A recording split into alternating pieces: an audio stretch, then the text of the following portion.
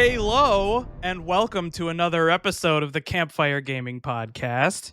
My name is Rich, and I'm going to be your host for this evening. It is a special episode. It is, in fact, a book club episode. Even though we said we weren't going to do a book club for January, we decided to do a book club for January because that is how cool we are, and that is how much we like you guys. So you're welcome for us not giving you time to actually play the book club game. Or did you? This month's book club game is, of course, Halo Infinite. You've been waiting for it this entire time. The whole month of December, you've been on the edge of your seat, waiting to hear what Matt and I have to say about Halo Infinite. We've only been talking about it for the last 6 months. Matt, how are you doing? I'm doing good. At the start of the episode, I'm happy. I'm feeling good. I cannot guarantee that that's how I'll be feeling at the end of the episode. So Right. we'll see Well, what happens. yes. Well, maybe we have to temper your flames a little bit, but yeah. So we're going to be going into Halo Infinite. This is kind of like if you're new to the book club, we will play games throughout a month and we will discuss them. Ideally, we'd like to have our audience participate in said book clubs, and then we discuss them on the Discord. We'd like to have you there. So if you want to join our Discord, feel free to go to campfiregamingpodcast.com. There we have a link to the Discord, and you can join in on the conversation and take part in our next book club, which is going to be it's going to be a weird one. It's going to be kind of like a two-parter book club. For the first time ever, we're going to be doing 2 games for this month because they are relatively short. Those games are going to be the Stanley Parable and the Beginner's Guide. We're going to be playing both of those, one book club for February. So at the end of February, you should join us for that episode. So we're going to be diving in, doing a little review, kind of giving our thoughts and opinions on, we're both really big Halo fans. So there, this has a lot of shoes to fill, and it's got a lot to live up to off of the back of Halo 5. So we're going to be going into that. At the end, we're going to be giving a little rating. This is something that's a little bit new from our normal book club formula. So let's kick it off. Halo Infinite, developed by 343 Industries, released on PC and Xbox December 8th, though technically if you were playing the multiplayer, you might have been playing 2 weeks prior to that. The price for this game is $60 for just the campaign, as the multiplayer is free to play. Something that is also very new to the Halo franchise. So you can get it there, or you can get it on our favorite service, Game Pass. Please. Oh, thank you. And that is where. Slow, sorry. Right. No, it's okay. It's all new. It's new. We're getting into it. Yeah, we're just getting into it. All right. So, with that without all the way, what? This is, I think, the newest game we've ever done a book club for. So please, if you don't want any spoilers, turn this episode off right now and come back after you're done playing the game, because we do not hold back. We talk about everything in the game. So major spoilers ahead. You've been warned. Thank you. Yes, this is by far one of the newest book club games that we have done, mainly because we have been so unbelievably excited to get our hands on it. As I've mentioned, Matt and I are very, very big Halo fans, and we've been looking forward to this game for, since Halo 5 released, because at least I was not a big fan of Halo 5's campaign. Multiplayer was okay, but the campaign was, I think, ubiquitously pretty bad. I think most people very much disliked Halo 5's campaign. Cool. All right. So what we're going to do is we're going to dive into the campaign first, get the spoilers out of the way. Then we are going to go into the multiplayer, and then we are going to finalize all of this with talking about some of the extra features that are in it, some of the things around Halo Infinite's release, all that sort of stuff, and then we will conclude with a rating. All right. So kick it off. Let's talk about the campaign, Matt. What I first want to know, in your opinion, is do you think that it's weird, and do you agree or disagree on their decision to separate the campaign from the multiplayer, and essentially they're treated as 2 separate products? So campaign, you're paying $60, or you're funding your Game Pass subscription to just get the campaign. What are your thoughts on that? As someone who technically did outside of Game Pass, technically did pay for Halo Infinite since I got the fancy Halo Infinite Edition Xbox. It was Mhm. included in it's an extra $50 for the game. Or it included the game. So I actually did pay for it. I'm not This is an interesting question. It's great that the multiplayer is free to play because it does keep it it lets people that potentially wouldn't normally play and get into the game and the universe. Mhm. And asking $60 for, as we'll get into it, the campaign, way too much money for just a campaign.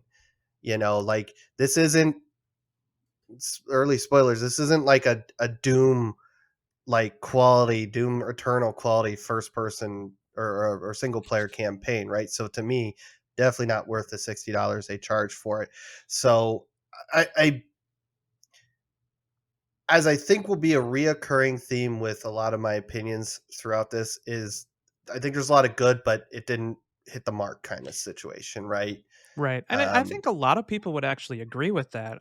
One of the things, at least for me, jumping into the at least from what we were playing with the campaign, is that the gameplay on its own merit carries the game so much, and I mean that's not a bad thing, right? Is that like one of the things that you want to nail out of the park is the gameplay, and the the 30 seconds of fun is right. there. Going back to like, yeah, old Bungie adage of like, they have that sort of formulaic 30 seconds of fun.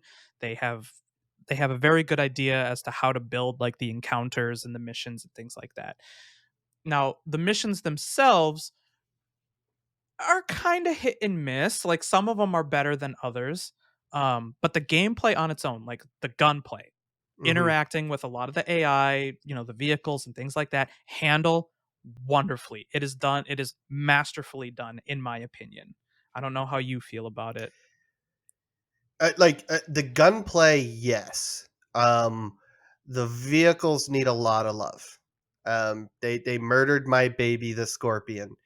I was playing a little bit of the open world last night, driving around with my tank, doing some little side quests, and like I get stuck on just a. I'm like, this is a freaking tank, or like the warthog hits, some grunt 10 feet away sneeze, and my warthog starts rolling. Right, Mm, like the core is there, but there's something wonky, maybe about the physics or the collision or something like that. right. Um, but yeah, the gunplay, grenades, the was it rock paper scissors, grenades, melee, and shooting is solid. Is phenomenal, It's yeah. and the we'll get into probably more of the gear, but adding stuff like the grapple shot is like I don't. It's just so much fun to grapple an enemy and just when you upgrade it, slam into them, and then follow them up with a nice little melee to finish them off. It just feels good. So Right, yeah, and I think the addition of the grapple hook at least helped carry the game even further beyond just the regular Halo formula. Like that grapple hook made the game even more fun on its own by just having it. Like once you unlock like the 40% cooldown reduction on the grapple hook, that shit gets so fun when you're able to yep, actually swing from tree to tree like Spider-Man, just like flying through the map by just grapple hooking. It's totally weird and doesn't not super Halo-esque, but it's fun as hell. And then at the end of the day, I feel like that's what it actually matters. it's I never thought I'd make this comparison, Halo with Anthem, right? Anthem was a terrible game. I'm not going to try to defend it, but one of the mechanics in it that made it kind of playable, I think it would have got worse reviews had this mechanic not been in there. Is the flying? The Mhm. flying was solid in that game. You felt like Iron Man. In here, I think if the shot was grapple shot, right? Or Mhm. grapple, Grapple yeah, hook, I think. grapple, whatever it was. Um, I think had that not been in this game, the open world aspects would have taken a pretty, harsh reviewers would have been pretty harsh on it because, whenever you're, especially since the vehicles are kind of iffy and, sometimes harder to move around the map in, the grapple shot, you were able to, traverse the map so easily and it did feel good.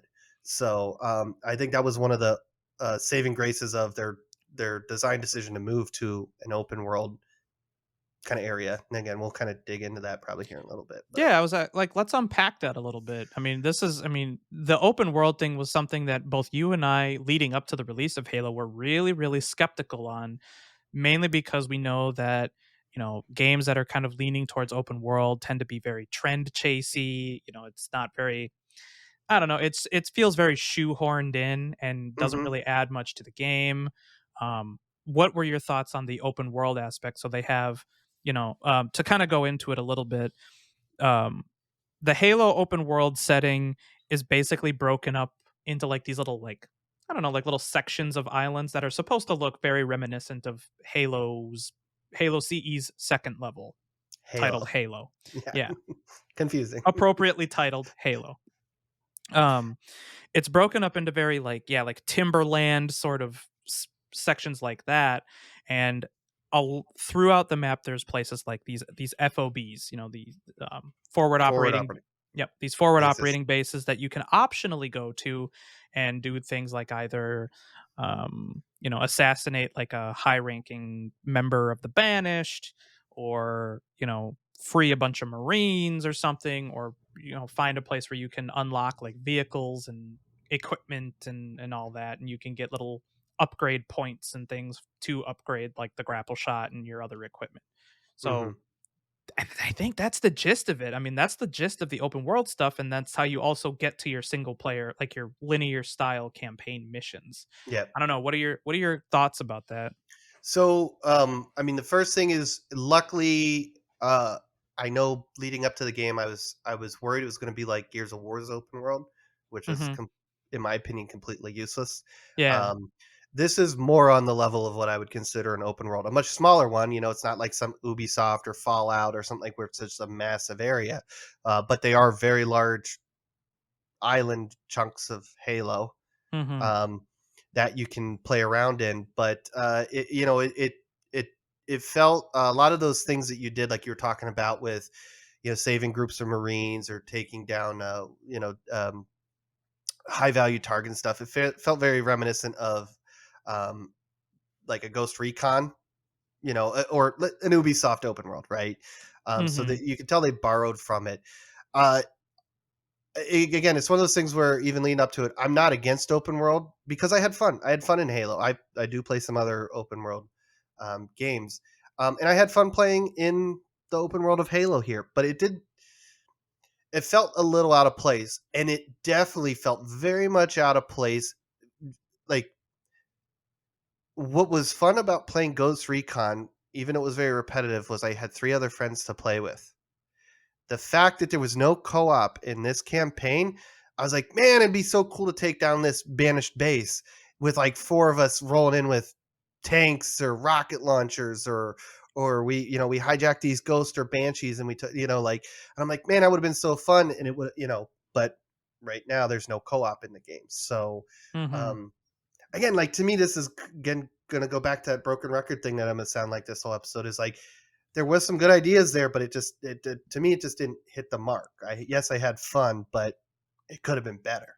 Yeah. I mean, so for me at least, just playing through the single player campaign or just playing through it, I don't know, what difficulty did you play it on? So I actually played through the campaign twice. The first time I just did it on normal because it was before the holidays. It came out. I was going on a very long vacation. I was like, I got to beat this in a couple days. And then when I came back, I was like, oh, I want to play through it, refresher.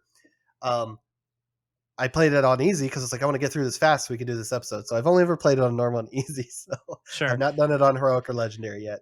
Yeah, so I did it on heroic. And one of the things that I noticed is that a lot of the stuff in the game felt really easy even for heroic. Yeah. And especially like the few, so I only did like a couple of the FOBs, mainly because I felt like, and maybe I don't know, I don't think I was like playing it wrong, but what I really wanted out of the campaign was a Halo campaign. And Yep. so what I wanted to do was to get to those Just go those through those it. missions. Yeah, I wanted to see, like, I wanted to get more of the story because it's been 5 years since hmm Halo 5's campaign, and that's an incredibly big gap in time, and I really just wanted to, like, I wanted to see if this, how this, I guess, trilogy was going to end. hmm So I really did feel like a lot of the open world stuff was more or less just a time sink. You know, like Yep. maybe to add like replayability, but we'll get into that. I mean, like that isn't I mean, that's kind of a thing. I mean, you do have some replayability to it so that you can actually if you're going for like a completionist thing, but really I felt like it was more or less a waste of time. I Um, I agree with you. Like I'm playing. I finished playing through it a second time again. Granted, on easy, but I'm sitting there like doing some. I did some of the open world stuff my second time through just so I could get some Spartan cores to upgrade some of my abilities and a couple of the high value targets to get some of the. So when you kill a high value target, you usually get a better version yeah. of some weapon. And I really like the skewer upgraded one that you could get. And once you kill this high value target, that special weapon, you can request at your an FOB. So every time I go back to one of those, I can arm myself with this weapon that I like. Um, but Which yeah, is it's really like nice I until you started. run out of ammo for it.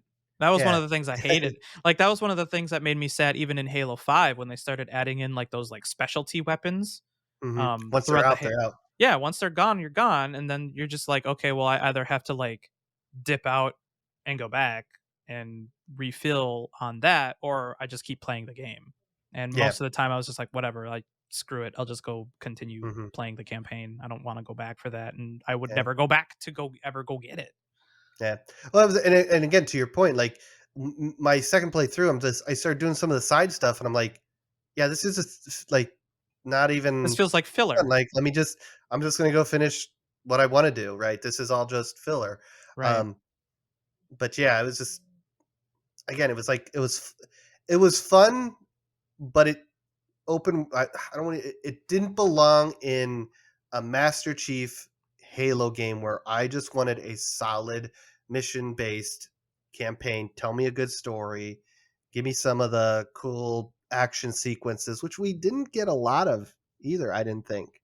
Yeah, Right. but I mean, like, along with that, it would have been kinda nice if they had baked in more of the campaign missions into the open world. Like, it really did feel like there was, like, 2 halves to this game, and one of the halves was the linear campaign missions because a lot of them were either in, like, little small private areas of the open world, or, there was, like, maybe 2 I think 2 campaign missions that The actually had you interacting and running around in the big open world space. I think there were 2 out the of the, tower, like, yeah, 11 or that for 13. that first tower. Once you unlock the first FOB that you have to, um, or sorry, I guess it'd be the second one, right? Um, where you go up and you rescue that Spartan that's been captured, right? Yeah, Like that was kind of that built into the world, and so was taking down. We saw this in the demo gameplay a year or two ago, taking down those turrets, those banished turrets, right? right. Those kind of felt pretty good because, to your point, they were baked into the game. But the other ones where you would kind of access them from the map, they took you into another kind of level, and it was just like Right. it kind of pulled you out of it. Yeah. It kinda pulls you out of the open world, so it's kind of like it really feels too segmented to feel cohesive. hmm So I felt like that's why I felt like a lot of the open world stuff was more or less a waste of time for me because I wasn't going for a completionist run and I didn't really care that much about getting specialty weapons because it was going to run out of ammo and I was going to keep picking up a I was basically living off of the mangler anyway, so I was just like cool, you know, like I'll just keep pressing forward and getting on with the rest of the campaign. The one big thing that I kind of want to highlight, though, which is a big disappointment for me, is the very big lack of variety of areas that this open world sort of induced on the campaign. You know, like Correct. in every single Halo campaign ever, you had a large variety of areas that you could go to, whether it be like different planets, like in Halo 5, you go from like a derelict ship to like a snowy planet to like hmm a foresty and then a desert area or something like that. A lot of Halo games have that sort of a thing, Yeah. you know. Even Halo Reach, which all takes place on the same planet, has a bunch of different biomes. Yep. Even Halo CE has very differently thematic levels to it. I feel like adding in the open world stuff really undersold, if they like, maybe this was probably like a change in design direction, like partway through sort of a thing. Like they wanted to do open world, but then like pivoted and then decided to do the linear campaign structure. So it just felt really weird. Um, but yeah, I feel like that was just that something that I was really, really missing when I was playing the campaign. It was like, man, like, blue and gold hallways are kind of cool, but after like 6 missions of them, it gets kind of old. They finally, after what, 2 games, got, in my opinion, the Forerunner architecture looking good. Yes, But and it did look good. The yeah, game I was, thought it looked real nice. yeah, Um I wasn't so hot on the banished architecture. Um I felt it to be bland. And then the kind of so they yeah, we had what kind of we'll call them biomes. They're not all like you had the banished architecture and right. art style. You You had had the foresty, Halo from Halo CE kind of inspired architecture, biome, and then you had the Forerunner, which again was like looked very blue and Halo. goldish. Yeah, Yeah, and it looked really good. it did. Um, but to your point, I that's one of the more disappointing things, and especially like Like how good, like this game looked really, really good. And I'll give them that like the game on a on a graphics level is great. Like it looks so nice. Like even it like a lot of looks them, like even the multiplayer maps, a lot of those just look yeah so good. But like the multiplayer maps have some good variety to them, and yeah it like right. it was really able to show off the capabilities of like the new engine that they're working with. And it makes me a little disappointed that we weren't able to get some of these like fancy dancy biomes or a little variety to the levels to kind of spice things up to keep the story moving. Mhm. No, the game looks fantastic in 4K HDR. Chief is gorgeous. He's looks so fantastic. I love what they did with him. Um, it's just yeah, I can't stop gushing about how awesome he looks now. He doesn't look stupid like from Halo 4 or 5, right? Mhm. Um, but and a lot of the areas look really good. But like, I was just sitting there thinking, like, you have the open world Halo sections that they're all connected, which I think with the one biome works. But an easy way to kind of add variety could have been you're traveling to different parts of the Of the ring, ring. Yeah. and they could still be in this blown up section, which we haven't gotten to much of the story yet, but could have still been in this blown up section. Just one could have been a sand area, one could have snowy area, one, right? And Mhm. then you could have added more variety there. But I think the lack of variety in the architecture and biomes really hurt it. It was Yeah. just again, I really noticed it on my second playthrough. It's just like this is boring, like Yeah. banished forest, forerunner architecture, Yeah. You and have especially those forerunner levels. It is just like it's really repetitive. they really used the control C control V a lot when they were making those maps, because it was just like, oh, here we're going to light it a little differently and you're going to come from this door instead of that door, but it's going to be the same room. And I was just like, there are some really cool unique rooms when you're playing through some of those levels, but it was just like, this is so repetitive. It's all just the same is the same. Right, and which I thought was funny is that, like, the one of the parts that I enjoyed the most was when you're inside, it's close to the end of the game where, Escharum is, like, holding you inside of, like, an arena, and they're, like, recreating old UNSC battles or something like that against various foes, and that was like one of the parts I liked the most because it actually kind of spiced up the gameplay a little bit too. It was Mm, like, oh, that's kind of cool. That's something that we haven't done a lot of, was like um doing like this sort of like wave sort of thing. Like you're almost playing firefight like inside the campaign. And I was like, this is like one of the coolest things I've ever played. Like I love this. I wish I kind of had a little bit more of this. It was great fun, and it was kind of, there was a little bit of variety because they had like a little bit of sand and stuff in there. Like they were kind of mhm. recreating like a city battle sort of a thing. So there was like buildings and things like that, and that was pretty cool. I liked that, and it made me wish that I had like more variety, yeah, than just, Yeah, big empty timberland space. Because I'll admit, like, a lot of that open world stuff is pretty empty, especially like, pretty barren. yeah, you notice it, especially when you're on foot. Like if you don't have Yes. a vehicle, you notice just how big this world is, but how little there is in it. Like those Yeah. fobs are not that big. A lot of the fobs are not sizable. So like it feels very empty, a lot of empty space. Yeah. No, there's definitely, yeah. Again, my second playthrough really kind of just opened my eyes to a lot of this. Was just like, running around. I'm like, this is boring. Like, I think it was fun the first time through because I did a lot of the exploring, and I was like, well, I don't know what's over here. What's over? Maybe there's a collectible, so you're like excited to kind of go explore this area, and you do get some pretty cool sights and stuff like that.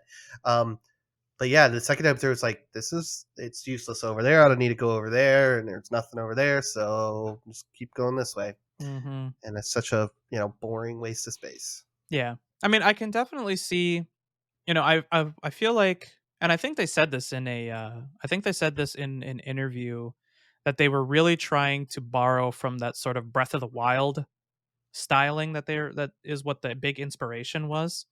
And I can kind of see that. I mean, like, Breath of the Wild wasn't so empty. Like, there was a lot of, like, like, empty space, but a lot of it was, I mean, that game had biomes, it had, it did the open world thing, I feel like, really, really well. And it did a lot of stuff where it was like, one of like, part of the design of Breath of the Wild is that you can go to these different vistas and areas, and you can see other things that would be points of interest, so that you're like, oh, like, well, what's just over there, or what's over there, like, what is that thing over there that's like glowing in the distance? I need to go and Hmm. see that. You don't really ever get that sense in this game, like, because you can see No, where all the fobs are, so it's just like there's no real exploration necessarily. It's really just go to the fob and do the thing, and then you're done. Wash your hands of it.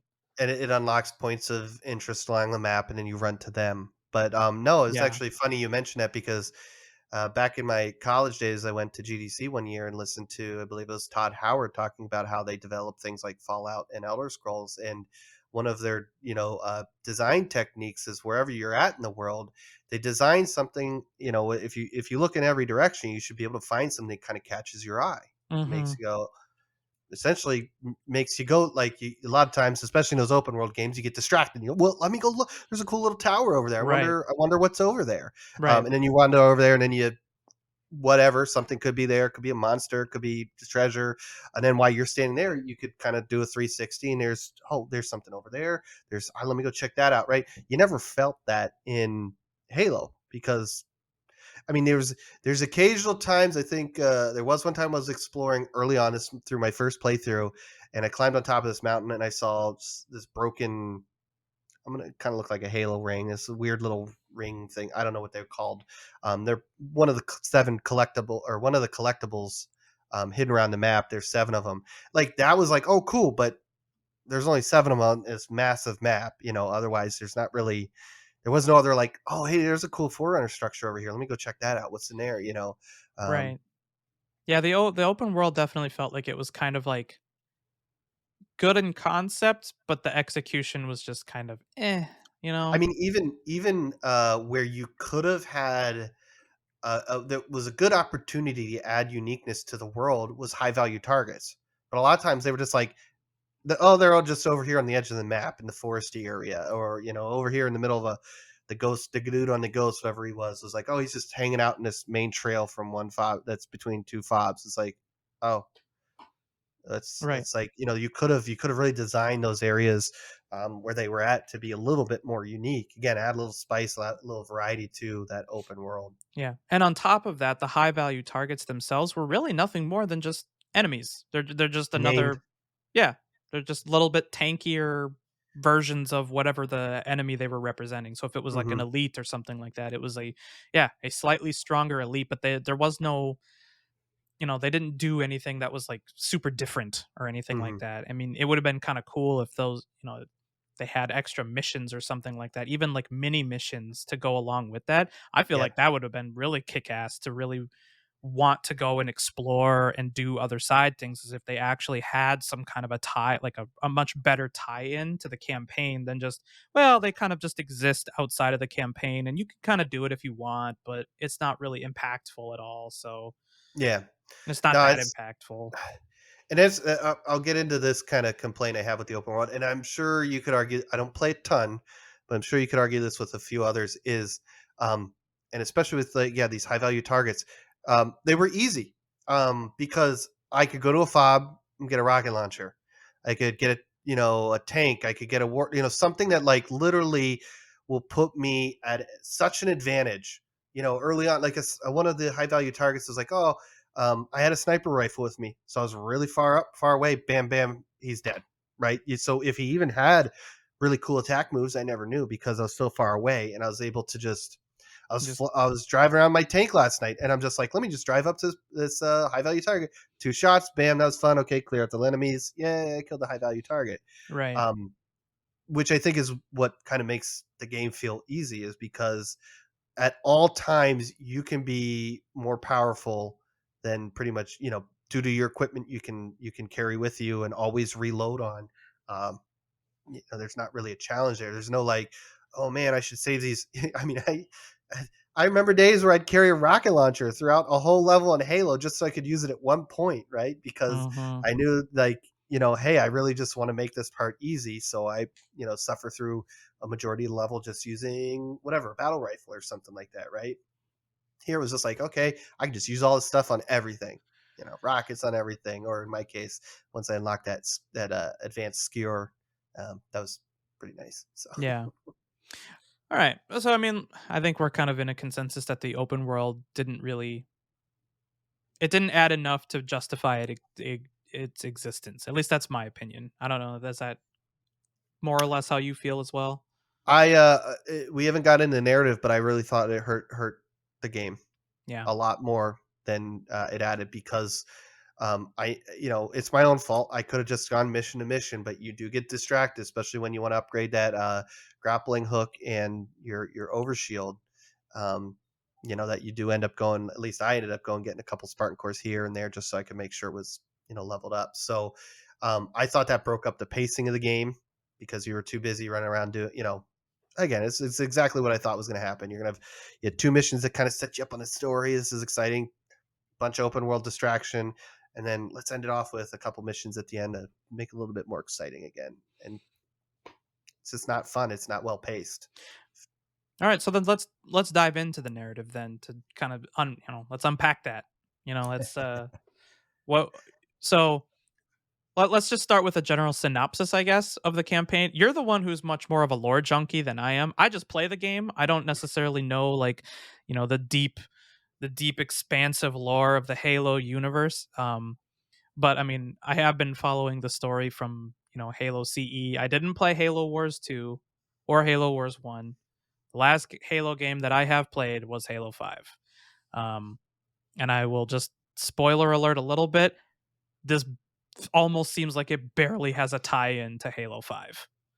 So we'll just jump into this real quick. Is that so the premise of the game is that Master Chief is on board the UNSC Infinity, like we remember from Halo 5, and this is, I guess, years after Cortana kind of did her spiel. Now Cortana is no longer a threat. They are getting attacked by a bunch of, I guess, leftover covenant called the Banished, um, which like I said, I don't know much about because that was never really mentioned in Halo 5 as far as I know.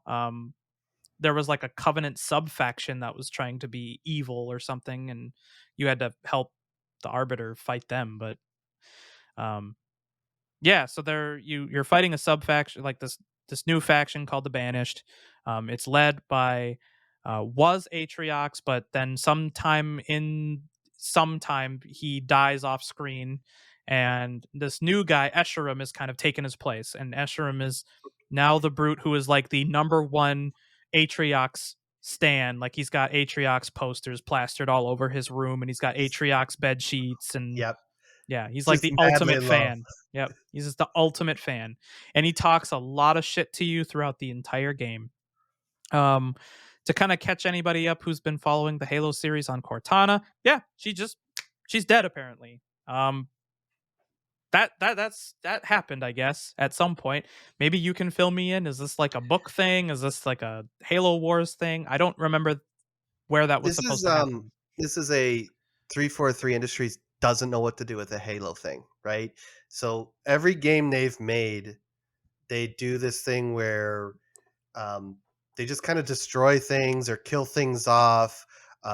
They don't stick with narratives and things like that. It's just Yeah, it's crazy. So like, yeah, and I'm sorry, and they rely too much on their outside lore that they do, right? Someone like me, who I've been pretty bad at keeping up with the last couple books, but I kept up for a while and I knew what was going on. But there's too many people that don't read the books, and then they're like, "What the hell is Halo 4 about? What is all this in Halo 5?" Right? And now here we are in Halo Infinite again, third time's a charm. Not really, because they still did it. This soft, was it, spiritual reboot or whatever they called it. So yeah, like a Um, soft reboot almost. to bring like like if I was a new player, I'd still be confused as shit. And as an old player, you're confused as shit. I As was someone confused as shit. as someone who's only a few books behind, I was confused with some of the stuff they're doing. But like, yeah, to your point, Atriox was as far as he was in the Covenant, he realized they were stupid and kind of went off and made his own faction, right? And they were introduced in Halo Wars 2. Um, and Atriox is this big bad guy. You actually at one point fight, if I remember correctly, Eshram is one of like the little mini bosses that you fight. And I swear I could have killed, but cutscene came up in Halo Wars 2 and doesn't let you kill him. So he should be dead. Um, but anyways, so that's where those guys are from. Again, nobody knows if they've never played Halo Wars 2, right? So if you just stick to mainline games, so here's this big baddie that they just bring in. Cortana, again, at the end of Halo 5, she controlled the galaxy, and what they call themselves, the created all these AI, Mhm.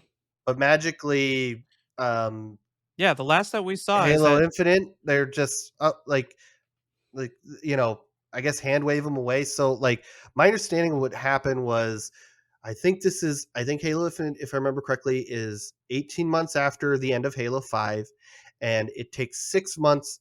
It's been 6 months since the destruction of the Infinity, which is where the opening cutscene where the Infinity is getting attacked by the Banished in Atriox. You apparently lose, yep, Master and Chief loses a Master one-on-one. Chief dies, and then 6 months later you're discovered, and Atriox is dead, and Cortana is dead, and the Banished are the big baddies, and they've taken over the ring. Mhm. Everything's off screen. I don't know why. That's another thing 343 does, is that everything just happened. It's like, well, no, why? Like, maybe I would have liked to experience some of that. So that's Right. what brings us into Halo Infinite, where most people are like, who's Atriox? Who's Eshram? Where the hell's Cortana? Like, and why is Master Chief like waking up dead or whatever? And Right. oh, and we forgot to mention one of the big, supposed to be one of the biggest characters in the game. I know it's not really, it's an inanimate object in a way, I guess. Is Halo, Zeta Halo, the installation '07 is like, oh, that's just destroyed. A little bit of the ring is just destroyed. Mhm.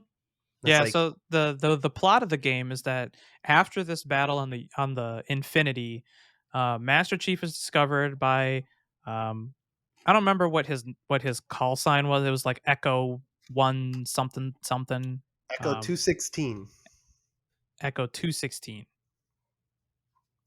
correct? Sure. Okay. So he's discovered by Echo 216 on a Pelican, revives Master Chief. Kind of a neat little intro. They go and mess up a banished ship. And then, I mean, you land on Halo and you basically are trying to figure out what the hell is going on with Zeta Halo.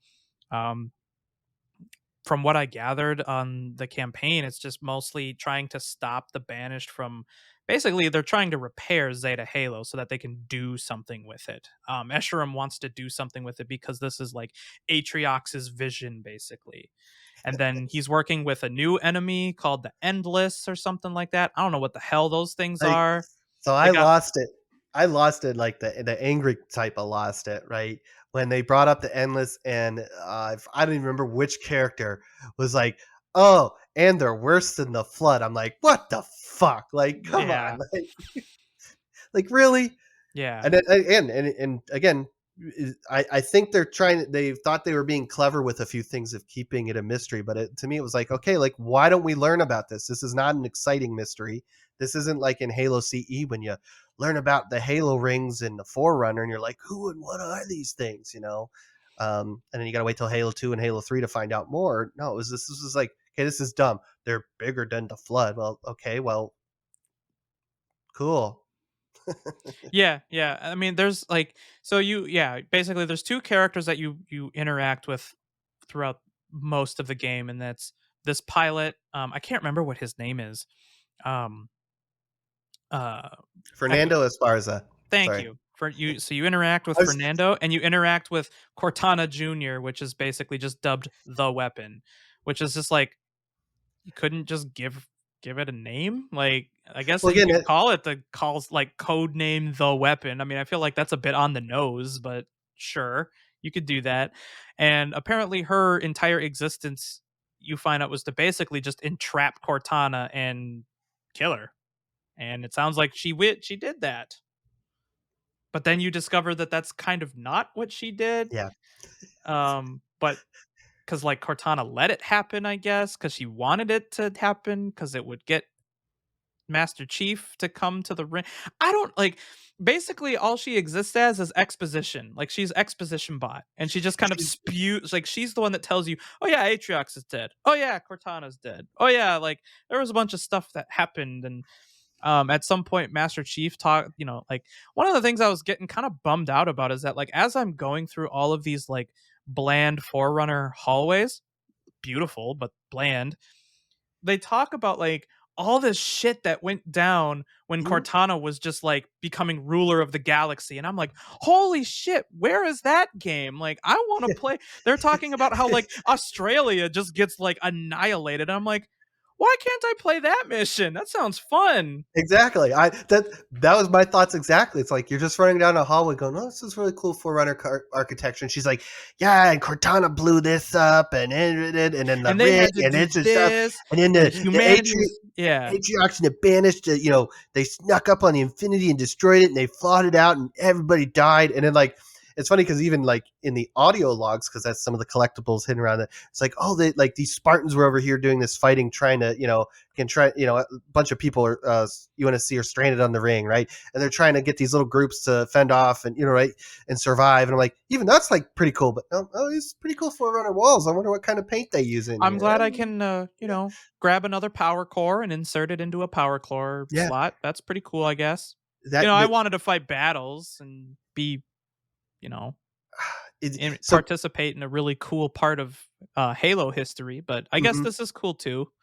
Yeah, the so much of them trying to fill in all this missing information was just done through that just the weapon just randomly saying stuff, or you're walking through the hallway and people are saying it, whether it's the pilot or the harbinger, which is this mysterious. Is it endless, or is it one of the endless, or is it not? Like kind of things that is working with Esherum to. She's got her own ideas of something to do with the ring, while Esherum and the Banish have something they want to do with the ring, but they're working together. And I mean, the weapon. Here's the thing: I'm mixed on her. This is one of the things where I thought she was really cool because she reminded me of Cortana from Halo CE. This kind of like just fun, energetic. We're solving mysteries. Let's go. But but she's just a quick band aid because the writers painted themselves in the corner. Like shit, we made Yeah, real Cortana. Like we killed we off killed her off. Cortana, and Then we then brought we her brought her back back, evil. and then we What do we realized do? we don't want to do that anymore. So she's gonna be not evil anymore, I Yep, guess. because guess what the weapon is? An exact clone of Cortana, right? Yep. Which also annoyed me a little bit because even from the start, Cortana was a very intelligent AI, right? She was Hmm. designed that way. She's AI based of Dr. Halsey's brain, right? So smart. She's also like an infiltration AI, the smart security hacker kind of AI. And like one of the first things, like the weapon is like, like when you find her, is like, what happened? And like there was just too much of playing dumb. I get you're kind of a new AI, right? But you're way too dumb to be a clone of Cortana that was super skilled. This infiltration, right? Like, oh, like what was it? Their little joke, like at the one of I guess it's the levels you're getting out onto the Halo ring for the first time. The open world section is like that brute chieftain dude comes down. She's like, "Oh, the elevator's coming down. Maybe they're friends." I'm like what the fuck? Like you were here when we were fighting the Banished 6 months ago. Now you're just this like naive, stupid little like AI. Like, who are these guys? Oh no. Yeah. Yeah, and it just made no sense. I don't know. I just thought it was weird that they had to Mhm. just call the weapon. I mean, I feel like, yeah, like I said, I feel like that's a But little on the nose.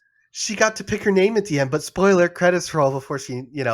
I'm like, again, that was one of those like they were trying to be fancy, like, oh, and cute, like, oh, what's her name? I'm like, I don't get, like, just tell me your name, like, She's gonna just pick Cortana, I bet. yeah. I Yeah. was just like, ah, Yeah, and I got kind of annoyed when she and Chief got into that little, like, argument, and they got all mad at each other for a little while because Chief tried to kill her because she was like yeah. she had outlived her purpose, and even she said, "I need to die," and then Chief tries to kill her, And then she gets pissed off and at then you. she's like, "Why did you try to kill me?" That's like I hate when stories. I don't know. There's probably a writing term for this, but when they force conflict on characters just for stupid reasons, right? Mhm. Just like, yeah, I'm sitting there thinking, wait, you wanted to die. Chief was scared because you were going to infiltrate something, and it looked like whatever was spying on you in these set of missions you were doing had you, right? And he was not going to let something happen to you, and his orders were to, he was going to destroy you. Makes sense, right? And she comes out and she's like, yeah, why'd you try to destroy me? I'm like, what? Yeah, yeah, I Oh, don't know. It's it, it like I said, this it, campaign makes very, very little sense. So you mm-hmm. go throughout this campaign and you're doing these missions where you're like trying to, you know, destroy like a big drill, and you fight like a giant monitor at some point. Despondent Pyre, I think his name is, and he's kind of funny. I mean, like there's points where like there is some good moments in the campaign. The dialogue was fairly good, except I'm gonna mention this because I hated the pilot. I I was hated just, him. He was I wanted to bring so that up. annoying. Yeah, he was so incredibly Like, annoying because all he is just anxiety in a bottle. Is all he is. it was, I liked him at the very start because he's excited. He found Chief, and he's and I thought he was going to have a pretty good story because I thought the opening of the game was pretty good. But as soon Yeah, as he starts doing that whole worrying, let's go home. Why are you doing all this stuff? Got really annoying. I thought towards the end of the game, um, after we got over this whole like, well, I was just a contractor. I shouldn't even, I'm I not even shouldn't even supposed to. be here I'm today. not supposed to I'm not be here supposed to, today. one of those things. Like once we got over that, there was and he was more like I liked some of the subtle things. Again, this is where like some part a lot of bad in this game, but there was parts that like got me. And I thought it was really cool towards the end of the game when he picks up Chief again, and he's so excited. Hey man, it's so good to see you again. Which, by the way, that he was gone for 3 days. This is the very end of the game when you're escaping the silent auditorium. Gone for 3 days, but nobody ever mentions that except for the weapon. But you hop in there, and he comes out, and like to me, this is where I was like, okay, I actually kind of like this guy. At the very end of the game, he comes out. He's like, basically like, "Yo, Chief, who are we gonna go? Whose day are we gonna go fuck up now?" And he's like, he hands Chief a weapon. I'm like, okay, I got you, Fernando, or whatever. Like, Yeah, let's go. I like you now. But he yeah, is the not rest a of the good. game is like, He is not a replacement for Sergeant Johnson, and no the way. weapon is kind of like a mediocre Cortana. Or Echo 319. Yeah, um, yeah, no, it was again. It wasn't until the end of the game, but yeah, the pilot, just the constant, just you know, again, that was kind of just like forced drama in the game that didn't need to be there. It was just, yeah, and again, we can even say similar things about Escherum, right? You mentioned it already. The dude is just all talk the whole game. He's just got this boner to just talk shit about you about like, and oh, drool over our Atriox. our Yeah, legacy and Atriox, and I'm our fights, like will inspire others, and blah. I'm like, yeah, and okay, then you like get to the boss fight, and it's barely interesting. Like that yeah, boss fight was so easy that it was just yeah, like, yeah, all that shit talking you were doing, all of that drama and the speeches and the draw like the build up and all that, and that was the conclusion to Escherum, is that like you just yeah, get into a little boss fight. It's basically like fighting another brute. He has a couple of like, I guess, mechanics, so to speak, where you have to like destroy little fusion cores that, I guess, zap his armor or something, and then that's it. And then that's the end of Escherum. Like, all of that No, it's buildup. not. You take them down, and then you're like, you save the pilot, and you're talking to the weapon, and then Ashroom comes back. He's like, rah! I forget what he was saying. They're like, oh, dude, just die already. Like, Yeah. take your asthma and just go to hell. Like, Right, it's just yeah, because he's got, like, really bad breathing problems throughout this whole time, and he's old, so you're just kind of like, which makes are you threatening? Like, at like all? where did like And I don't it know was. who you are. You're not like, this isn't you're trying this whole, like, "I'm the main bad guy" thing, Mhm. and then at the end of it, he's not the main bad guy. You fight the Endless, and the Endless is the, like, last boss, which was also kind of a joke of a fight, and really But didn't, it wasn't even, like, a good Halo ending. You know mhm. the classic Halo games, you're like, you know, I think, well, Halo 2 didn't have it, but yeah, like Halo 1 and 3, how you're like driving the Warthog and there's like shit falling apart and the explosions Well, and it's like a race against time and all that. And Halo 2 didn't have a Warthog run, but the way no, that ended was amazing as well because it was a that was cliffhanger. that was when Arbiter beat oh shoot, I hate myself for forgetting his name. Ah, who's the guy What? he fought? I'm blanking on the who did you fight in Oh, the you're brute talking about completely um blanked on his name. Um Tartarus. Tartarus, yeah. So Yeah. you fight Tartarus. That's kind of when the Arbiter's eyes are open to what the Covenant was doing. You find out there's 7 Halo rings, and it was this really cool ending where the Arbiter and Sergeant Johnson are like, "All right, we got to team up from here on out, right?" And then you got, again, not a Warthog run, but you had Chief running. We got to get on the Dreadnought. We got to get on the Dreadnought before that gets out of here, right? And you get on that, and then you get the here to finish the fight type ending, right? So again, but you still had your adrenaline was pumping. You're like, oh shit! At the end of this, it was like, Yeah, so okay, so I guess I gotta cool. fight the Endless. I beat It, the it's Endless. it's trying to unlock something. Okay, we don't know anything about it because you didn't tell us, and not like in a good way. Not tell us. You Mhm. didn't even give us any breadcrumbs. They're just bigger and badder than the flood. Yeah. So, overall, I mean, I feel like the story just it really didn't sell me at all. It was pretty weak To kind of fill into and some confusing. some some stuff with what you're kind of doing throughout the campaign. We mentioned at the start you're rescued. You have to escape the banished. You make it to the Halo ring. What you really find out there is that the banished and the Harbinger are working towards rebuilding the ring so they can build the silent auditorium, which we don't know what's there. And the banished are trying to take over the Halo because, again, I forget where they tell you this, but you find out that the Halo ring can, instead of being this just AoE blast, destroy everything, it can actually be directed since it's one of the original 13 Halo Ray. Sorry, I'm getting a little nerdy with this. It was a much larger, I think a 30 kilometer, if I remember, Halo ring. There's a lot of destruction, some really cool stuff with the Didact and the Grave Mind. Ended up shrinking to a 10 kilometer, which is the size of all the other Halos. But the unique thing about this one is that you can direct that blast of killing things. So that's why the Banished are really wanting, or Atriox really want to take it over.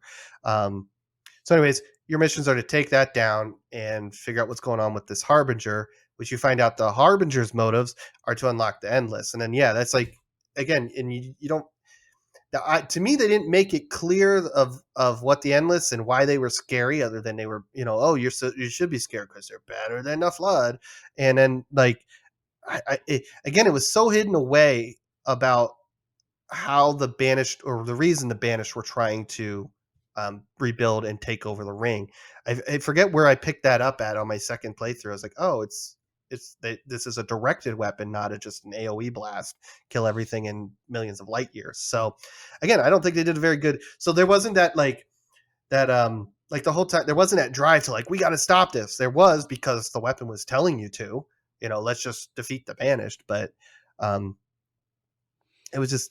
It wasn't explained very well, and it was very confusing as to what we were doing and why, you And know?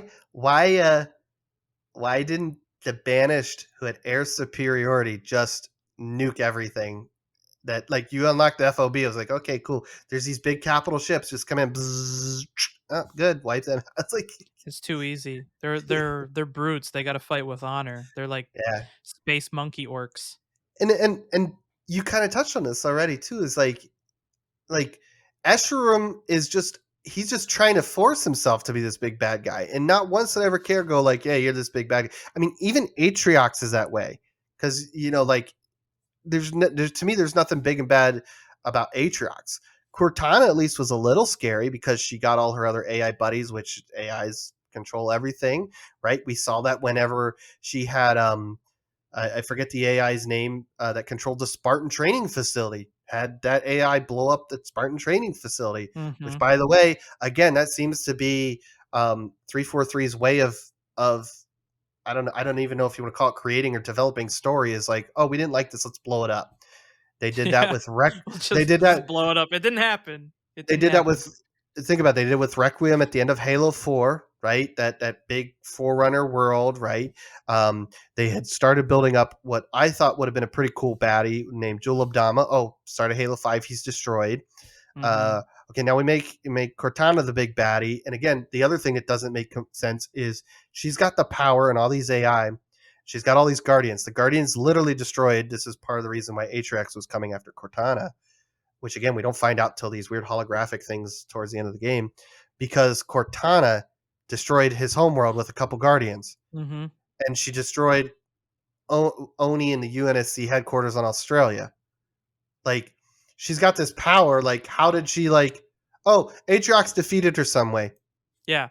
Yeah, somehow he was just like, "Cool, let me get my army and I'm gonna get my homies and we're just gonna stomp you."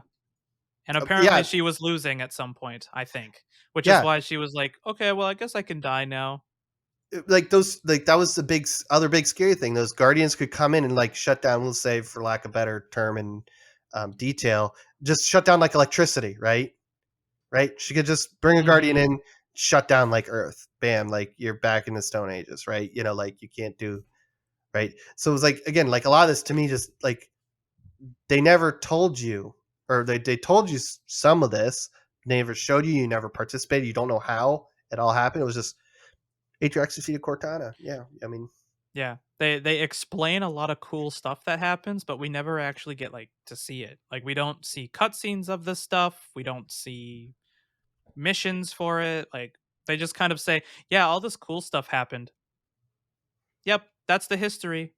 So now we'll write a play book now." about it in a year Yeah, or we'll two. write a book about it, and, I don't know, like, I think one of the things I think they're teeing up for with this endless stuff, which could be cool, depends on where they go with it, is that they're gearing like, the whole mantra of this whole Halo Infinite thing is that it's really gonna be more or less a Halo as a service.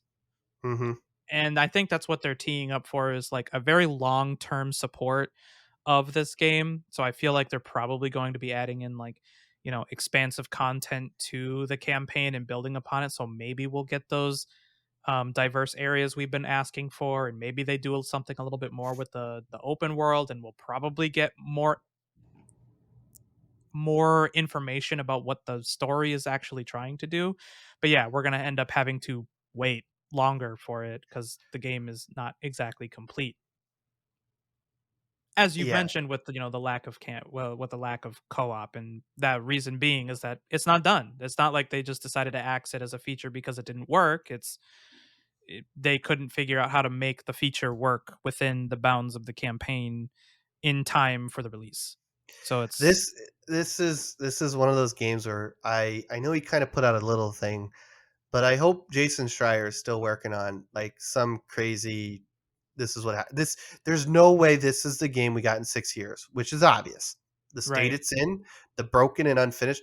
Like again, maybe I shouldn't be doing this, comparing it to some more of the modern first person shooters like Doom and that's I'm just gonna stop there. Like Doom, because like there's like the quality of that was put into the story, those levels, the detail. There's like a lot of detail, a lot of quality of life stuff as you're going through this. It we were talking about how it looks good. Yeah, it looks good, but it's also there's not a lot of detail. There's not a lot of like polish added to the levels.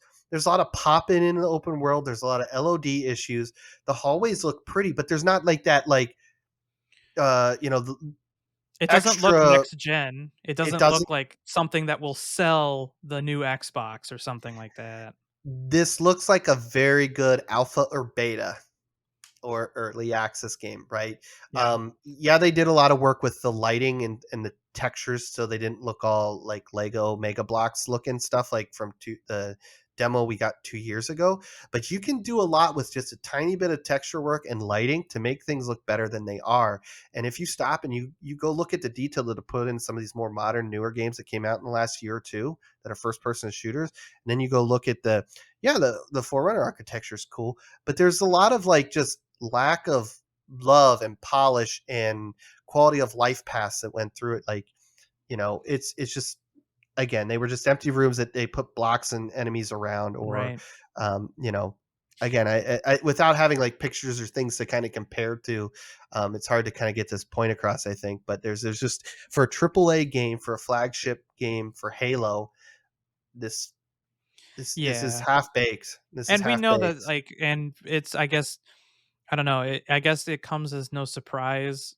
Maybe a bit of a surprise, but yeah, we knew that there's been developmental issues with this game Hmm. going back to, all the way back to 2015 with like engine changes and staff changes, and I mean there's got to be a ton of different developmental issues that happen behind the scenes of this game, which is why this is what we got after 6 years, you know.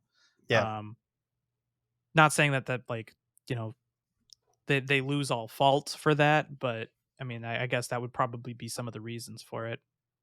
All right, so speaking of, I mean, yeah, I mean, this game is good, but it's frustratingly like good. That's how I'm gonna preface as we go into the multiplayer section. Um, like I said, the gameplay itself carries this game so hard. The gameplay on its own is by far the best thing about this game. Everything else besides the gameplay is either mediocre or buggy or just bad.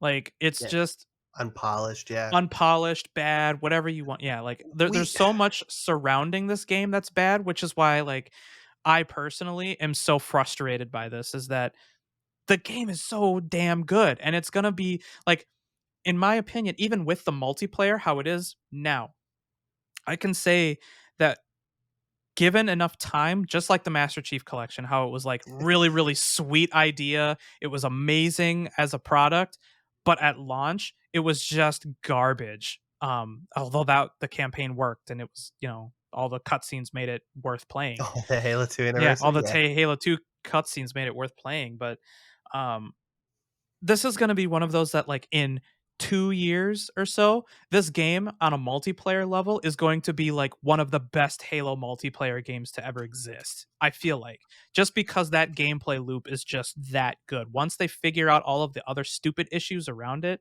then it's gonna be great. Yeah. Um, so kinda diving into that, one of the things that I wanna talk about, of course, we need to talk about is the multiplayer. So now that Hmm. the multiplayer is free to play, anybody can get on board, which I'm gonna state this first is that I think this was a great move. I Yep. love this move by 343 to make it go free to play. I know that this comes with the caveat of having to sell like skins and like XP boosts and things like that. I mean, I'm glad that they're not loot boxes. I'm glad that the battle pass will stick around after like I guess you could say the season is over, so to speak. So I'm glad that that is a thing, and you Yep. can go back and buy whatever battle pass you want. That's great. But um, and to go along with that, I think one of the biggest reasons why I love that fact that it's free to play is we as the Halo community need more people. We Hmm. can't just sit and just accept, just another Halo iteration because people are caring less and less about Halo as a franchise. And I think this move to make it free to play was exactly what Halo needed to just rope everybody back in, to get everybody on board, not to mention the crossplay of it. Now, a lot of people will argue about the crossplay because there's problems there and we'll get into that. But Yep. I feel like just being able to play with anybody regardless of where they're playing, I think is great. I mean, it's fantastic to be able to get all of the friends online to play Halo Infinite because they don't have to go buy a $60 game or they're stuck playing it on Xbox or something and they can't play with me on PC. Yeah, that's what I love about it. Yep. Um, the thing I want to get into first um, is just the amount of problems surrounding this multiplayer. Um, Hmm.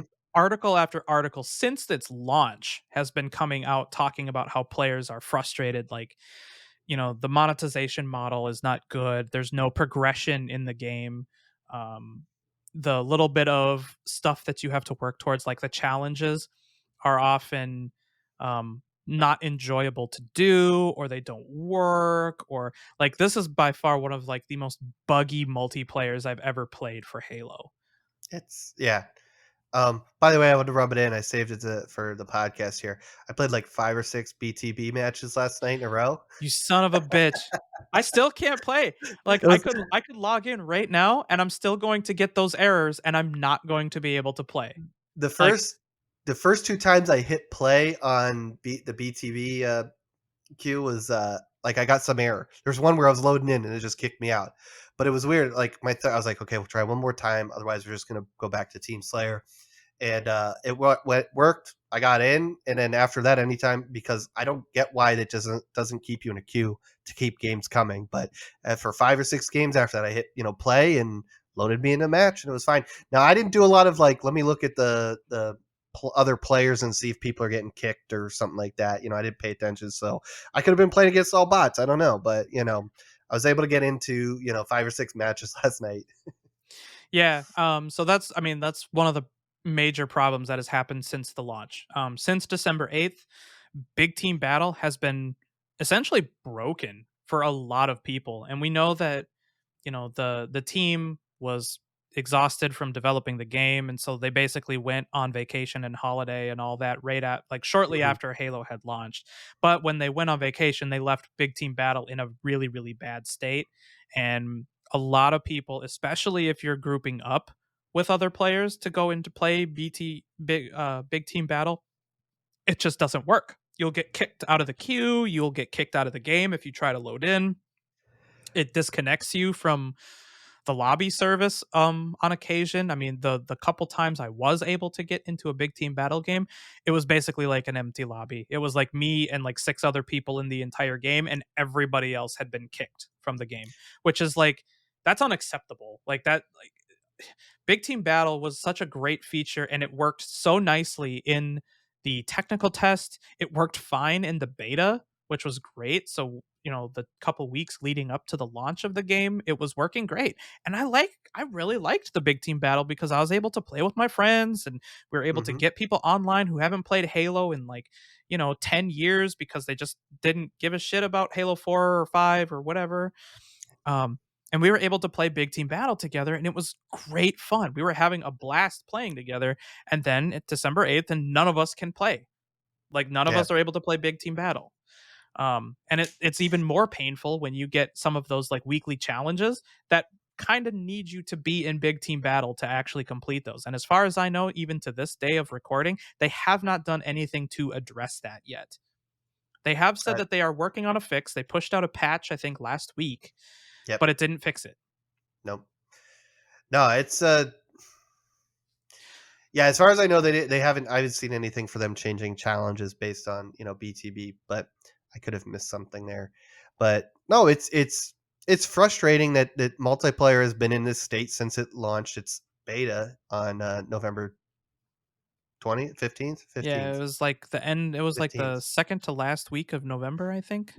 So it's just yeah. Again, Yeah. this kind of goes back into what we've been saying already. It's like when you're in, it's fun and you can have fun. It feels fun. It's great that you can play the cross play. It's great that you can play with Xbox One people. You can play with Series S and X. You can play with PC. You can play remote if you had X Cloud, right, or Project Xbox. No, Cloud, whatever they're called. I don't know. It's X Cloud to me. So, you can play with all these different people together, and it's fantastic. But a triple A, and again, I hold it to a little higher standard since it's Halo.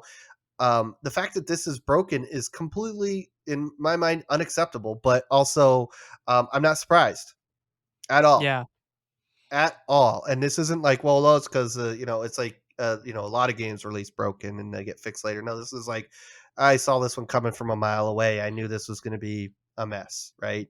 Now, luckily, it's a mostly functioning mess, and that 30 seconds of fun is there. But yeah, it's Yeah, still just frustrating. but there's tons of problems surrounding this multiplayer. I will say that I like the maps. I like a lot of the maps, especially the 4v4 ones.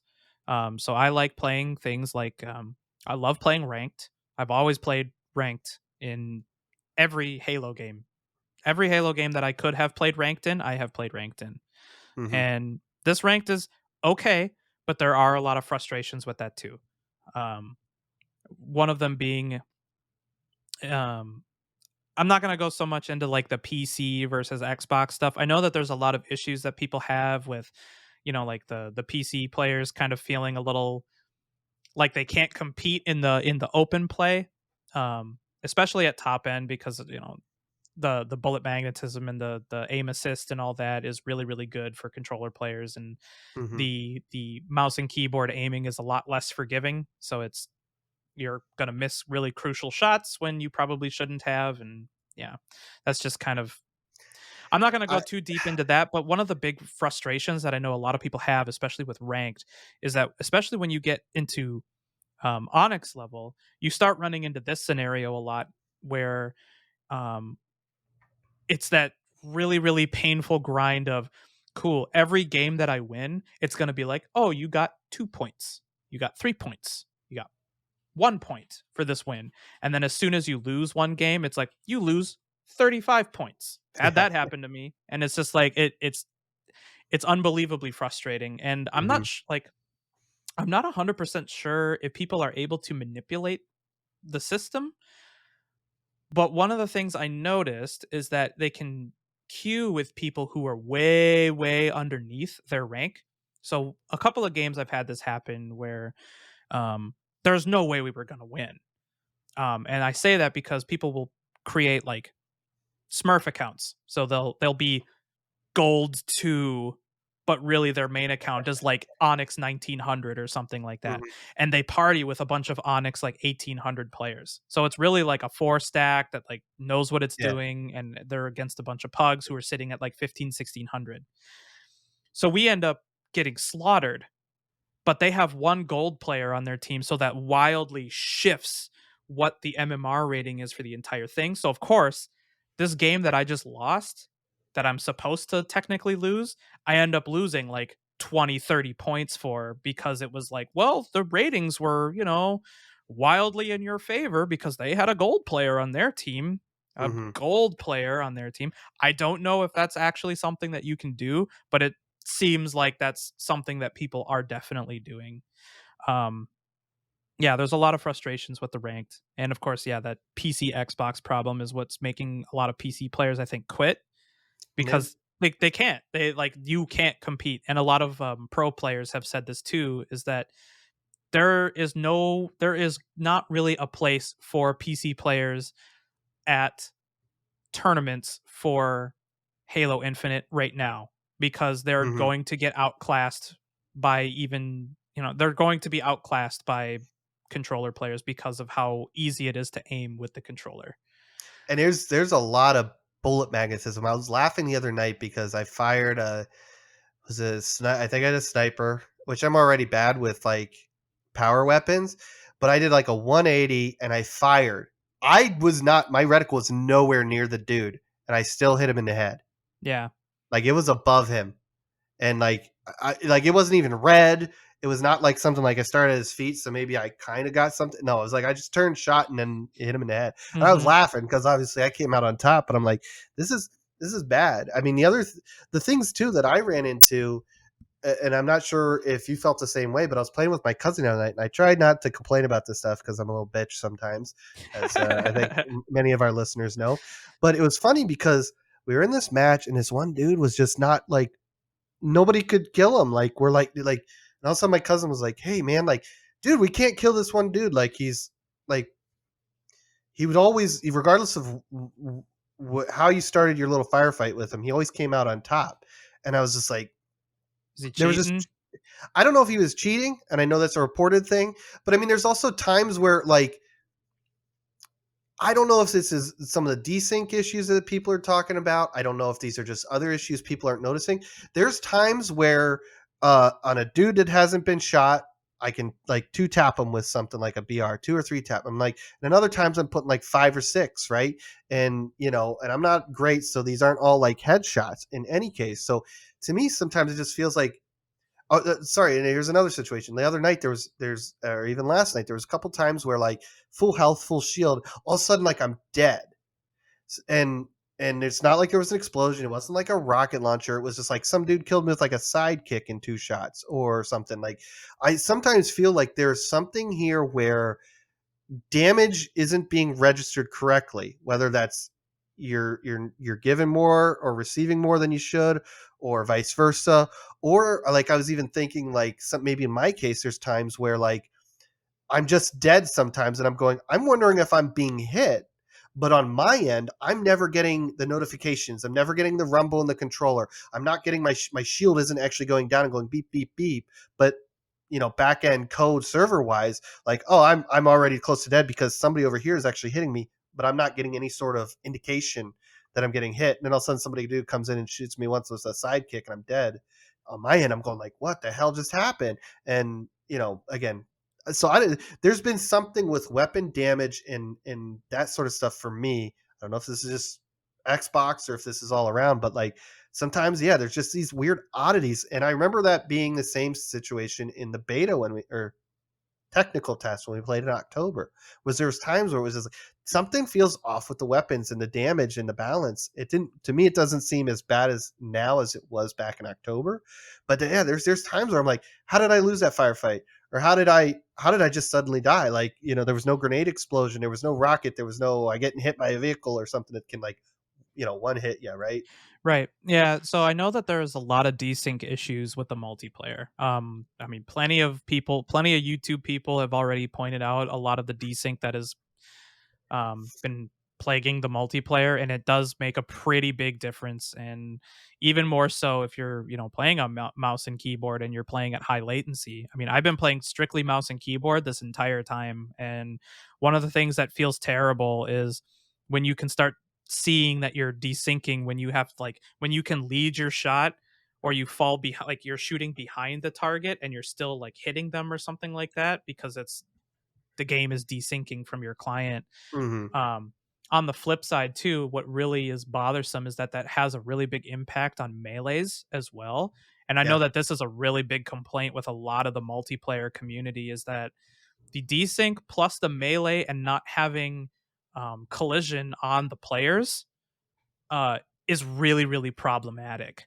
It's really bad when a lot of people will, like swing their melees and they'll get no lunge because they're not on the server's end. They're not technically close enough to be able to get the lunge. So they will swing and they will miss and then they'll get punched in the face. Or I've seen this happen a bunch of times where they'll get into like a BR firefight and this person will go brap brap two shots on one guy. This guy puts one shot on the other. They melee each other, and the guy that had two shots on him wins the fight somehow. Yeah. Yeah, like I don't understand. Like I've seen that happen plenty of times where Hmm. somehow that ended up working out in its favor. Yeah, Um, and I wonder if some of the desync stuff. Look, there's a couple other things I want to complain about with the multiplayer. But we'll start with this one where I'm wondering if this desync affects this. Radar is already bad because it's useless, right? It's so it doesn't go out that far. it's too But there close. Yeah. there was one time where I'm shooting. I kind of had my periffs on my radar, waiting for some red because of what I was doing, and then all of a sudden I get meleeed from the back, and then all of a sudden this red shows up on my radar, and I'm like, did like he didn't have invis. I guess he could have stuck up on me like crouch, but like the way he was moving, it didn't look like he came out of crouch and punched me. That happened about two or three times in the last couple months where I'm just like, well, again, I wonder if this is part of the desync issue. Again, I personally think radar also needs to be bumped out a couple meters as well. So it's I get like you don't want like was it Halo One that had the really large radar where it was like it was way too helpful. Something like that. Yeah. But this is completely useless when you're in those smaller maps and you just want to kind of follow. Yeah. It doesn't do anything. So I mean, yeah, between like the desyncing, and I mean the lag can get really bad. I mean, I was just playing um like a couple of days ago, and a few of my ranked matches I got placed, I want to say, on a European server. And that's a big gripe that a lot of people have, is that you can't actually choose like your geolocation or something like that. And they even punished a I think they punished a pro player for using geolocation, I think. Um you can't change your region or anything like that. So I got placed in a server where I had like 230 ping. Try landing any BR shots on 230 ping with mouse and keyboard with desync present. Like, I couldn't win any fight. It was just impossible. And not only that, none of my teammates spoke English. So I was just like, I was just Yeah. playing this ranked game. I'm like, well, I guess I'll just hit the ping button a lot of times and just Hmm. hopefully they get the hint, I guess. But it Yeah. was just like, it's stuff like that that's so frustrating, on top of like the many amount of crashes that this client has. And I don't know if it's just a PC thing, but holy shit, I crash a lot. Like a full on crash to desktop. And this is like, I had 4 of my ranked placement matches. It was just an immediate crash to desktop. I was getting so upset with this because, yeah, like, not only that, you'll crash to desktop, and then eventually what happens is, because it detects you as like quitting, you get temp banned. Band. Yeah, you'll get temp banned because your application crashed to desktop. And because they didn't implement any features like what a lot of modern FPSs have, like match rejoining or anything like that. Like Valorant has this, and Overwatch has this, and like a lot, Counter Strike has this. It's a big, big feature that everybody has, where you can rejoin a match in progress, so you're not just completely screwing your teammates if you crash to desktop. Well, they don't have that, so I guess I have to deal with the temp ban. Hmm. I'd say I never. So one thing I guess we never started this episode out with was I did play on Xbox. Obviously, you played on PC. Yeah. I did not run into any crashing issues. Again, there was those couple of times last night where I tried to hop in those BTB games and it just quit me back out to the menu for whatever reason. But Mhm. so it's either your PC or the PC client issue, right? So, but it's also frustrating, like to your point with trying to pick your or not being able to pick your region to play in. Like it's silly that it's great that crossplay is in there, but you can't opt out of it as a PC or Xbox player, Yeah, the which is only like place. everybody's added that has added crossplay, which is great. Usually puts in a option to opt out of it, Right. and it's Which just is why a lot of Xbox players are upset, because a lot of the cheaters are PC. PC, yeah, Yeah, so they have no choice but to just deal with, my which is pain and suffering. which is Um, funny because I'm sure on the opposite end it's the same complaint about your bullet magnetism and all that stuff. right, So yeah. But I mean, like, the only place where you actually do get to decide that is through ranked. So you mhm. can choose like a PC or mouse and Right. keyboard. It doesn't really stop, I guess, crossplay. It just is input method based, so you're a lot less likely to get an Xbox player if you're playing mouse and keyboard. But yes, you can't opt out of crossplay. Yeah. How did you? This is I mentioned this in our last October episode about the technical test. How do you feel now, having played as much as you did? How do you feel about the enemy highlighting system? Oh, I love it. I think it's fine. See, I am completely opposite of you Yeah. No, because I think it does give, like, you can see people from farther away, and it's like they can't be so sneaky and hide in like a bush or something, and, you know, get away that's with what I it. don't But like about it. Not like I'm I hiding in can't. bushes. Yeah, but I run into scenarios like that so infrequently that yeah, just I'm totally fine with it, because I think it does a very good job of um I think it does a pretty good job of highlighting like what their shield status is at too, because they glow like a lot brighter. And I kind Hmm. of like that you can change the colors around too. So Yeah. it's, you can, like, I think I have my enemy set as like yellow or something like that, just because Well, it's cool and it stands out really bright. well, I guess it's the case. We'll have to agree to disagree because I like not that I was trying to be sneaky, weird, something, but there was like I was popping around the corner. What did I have? It was a Hydra or the sniper, and I was trying to take out a vehicle, and they were like on the other side of the map. And I'm like, this is cool. I can, at least get a couple shots off at him. Try to, and I pop out, and in a half second later, I'm getting shot at. I'm like, how does he see me? I see him because I was watching his vehicle move, but it's not like I had just come up to the area I was at. There was no way he saw me outside of the highlight. Um, but I just don't like it. The distance, you can see where people are at, and there's not that ability to kind of maybe sneak around or not necessarily hide, but mask your movement because you're not glowing blue or red from very far away. Um, so I'm not a huge fan No, you of just sprint that. up That's to it. them. Their I have to radar's really try. useless. Yeah, their radar is Yeah, right. useless, so you just run around them. You don't need to hide.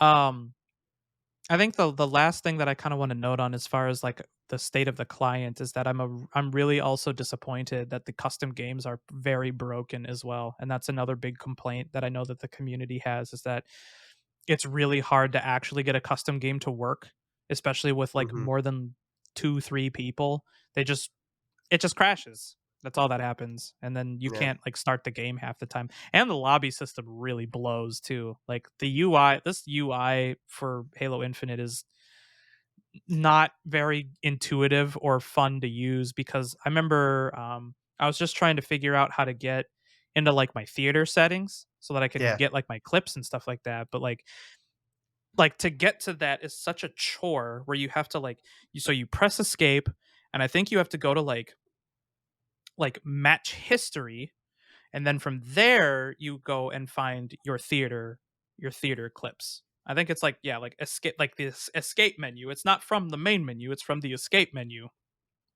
And that's how you end up finding your clips. And not only that, but the UI for theater is pretty rough as Mhm. well. I mean, there's if you hit, I think, so it tells you to hit like backspace or something like that um to toggle a lot of the UI elements, but when you hit backspace enough times, it will get rid of the timeline, it will get rid of the legend, but it also just gets rid of everything. So you don't have shields or crosshair or medals or anything. You don't like there's no score screen. It's just a completely like blank canvas of just the game being rendered.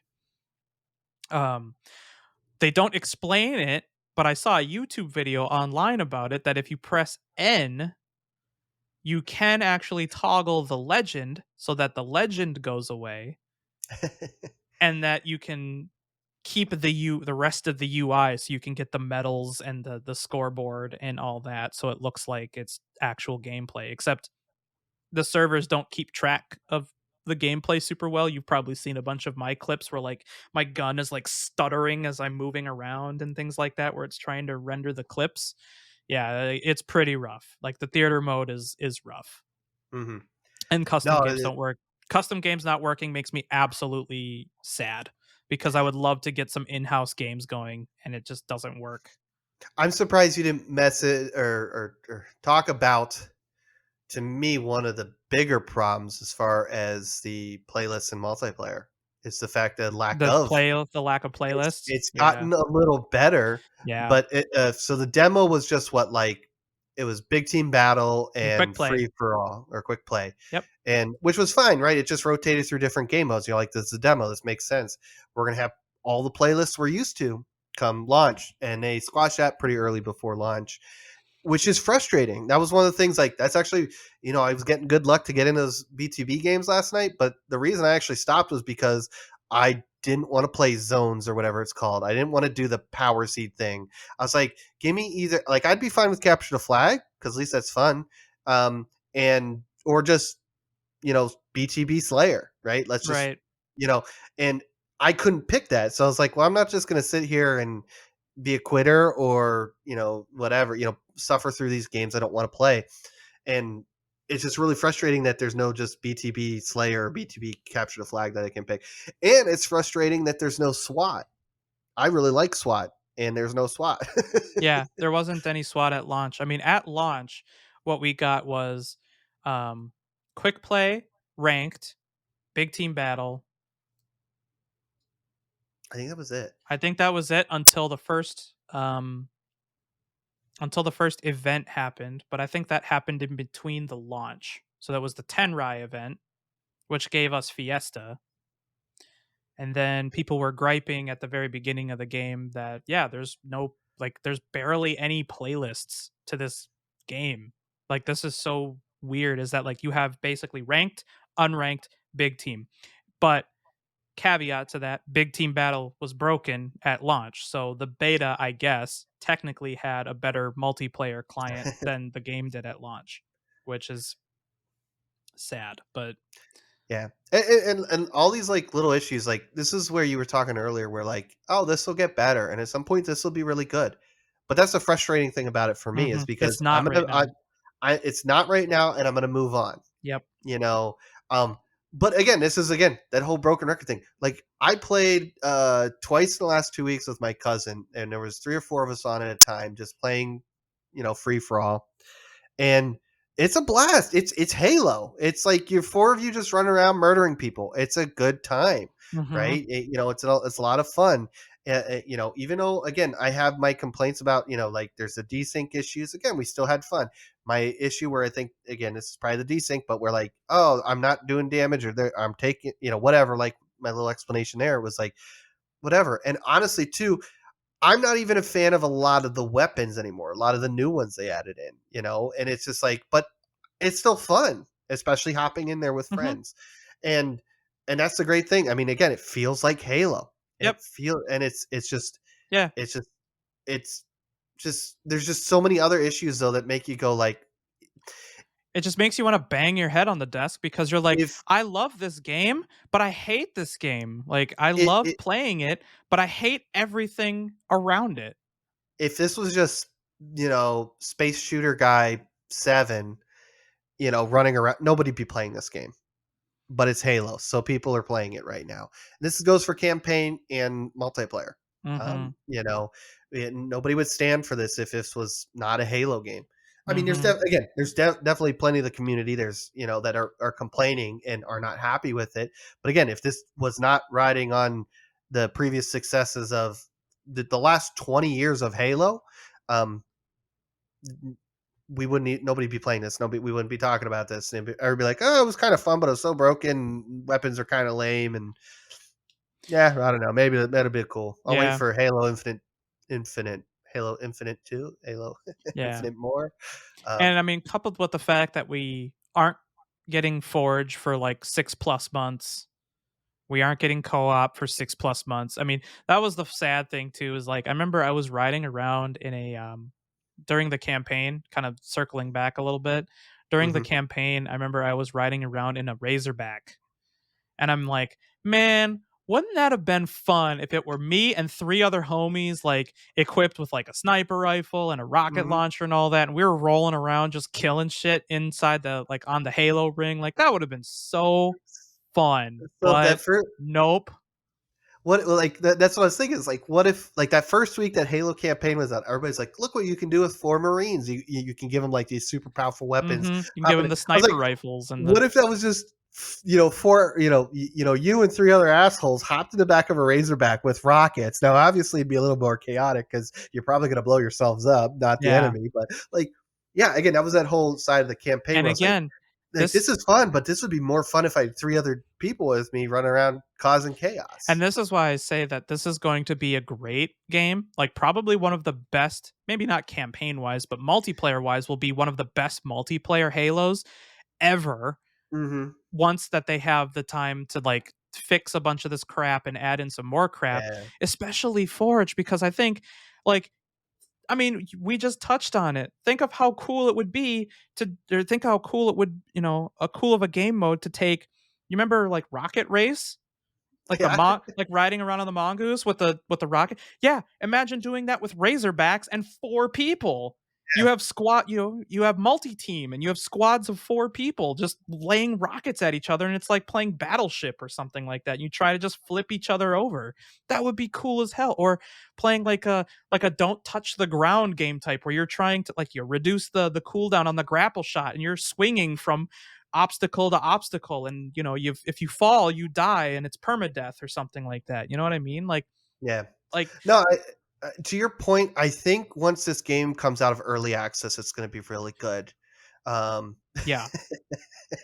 but no, I mean, like again, it's just it's hard for, and maybe I shouldn't be doing this, that I'm putting Halo on a pedestal, right?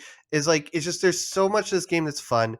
There's so much lacking. It does really feel like an early access or an unfinished and unpolished game in very many aspects, but the fun's there. I was even thinking, I wrote these down. There's only 10 maps, 3 of them that can be used for BTB. Now, I didn't do the whole, like, let me compare how many maps did Halo Reach and Halo 3 and Halo 4. No, I'm going, this game had 6 years of development and we have 10 maps. That's insane. I get you're building a new engine, but you can still design and build and create assets that are ready to go to put in, right? Like, it just, and one, when we talked about what we were going to do for the book club this month and when we were going to have our Halo conversation, one of the reasons I kind of pushed to having it as our book club and do it at the end of the month here is to hope that 343 would put out like A patch or a something. roadmap. No, a Yeah. Oh, roadmap. or that too, yeah. The Like most we we already, know is when Forge and Co-op are coming. Forge and co-op. There's no update on like, hey, we're going to add some more maps, or we're doing this, and we're doing, this is, there's not even like, we're getting these little Twitter updates about like, oh yeah, we're trying to get a patch for BTB. Like, yeah, well, what about everything else? Like, what is a little bit more detailed plan of what's going on? And I get we just came out of the holidays and all of that, but I'm right with you. I was very curious as to what their plan actually was because without like think of it this way, though a big reason why they're making so many changes, the changes that they've made so quickly is because of the community backlash to what has mm-hmm, happened with the game. Imagine if nobody actually said anything and nobody whined about the game. You would have probably to this day broken BTB that really wasn't being looked into. Well, that would probably be looked into. But like you'd still have quick play, ranked, big team battle, and that would be it. You'd have the same progression system that is totally weak. You know, the 50, 50 XP a game sort of a thing where you're grinding for literally 5 ever to try and get that battle pass leveled. Your challenges are still going to suck. All you're going to get is just challenge swaps, which is totally a fun reward. It would be all that default stuff if nobody had complained. And it makes me wonder, yeah, like what was in the plan? What did they have planned? what was the game we were getting next year? But no, we haven't even touched on that, and we don't need to dig into it too much. Like honestly, but I think for the book club, we, unless you want it, we don't have to dig into it. But the season pass was an issue. The store was an issue. It's awful. Mhm. Customization. I remember before the game, it's like you can do all this stuff, and look, what they have built in there on how you can customize, there's a lot. There's a lot of things you can do. There's not a lot you can customize because you have to buy or grind out this shitty season pass. It takes forever. Mhm. Um, And you're stuck to and the armor cores too. I mean, like yeah, the customization options are incredibly yeah, limited. you buy this thing and it doesn't. And I had to laugh because their newest event, they put out some weird spike mohawk and some weird visor thing. They're not even straight. They're crooked. I'm like, are you kidding me? Anyways, but I don't know if I mentioned this too the other week when we were trying to decide when we were doing our Halo stuff. Is a another reason I want to push it out is I didn't play a lot of multiplayer because when the beta launched in November, I think I played the first day or two a couple games, and I got, for lack of a better explanation or term, PTSD. It reminded me so much of Destiny, and I got out of that bad relationship, right? I'm Yeah. out of that. Like this whole bullshit of a shitty XP grind, not rewarding you for being good. The challenges alone literally turned me off of the game until January here, as far as the multiplayer, because I'm past this. I used to do it in Destiny. Again, this is why I don't like it. Why Halo turned me off. Making you play a certain way or play certain playlists is a bad idea. And I know it works for a lot of people, gets people to buy XP boosts and challenge packs and makes, people to jump different game modes and go play like attrition or whatever that new thing is out that I have 3 challenges for that I tried to swap out one of them. I was like, let's try this challenge swap thing. It gave me another attrition thing.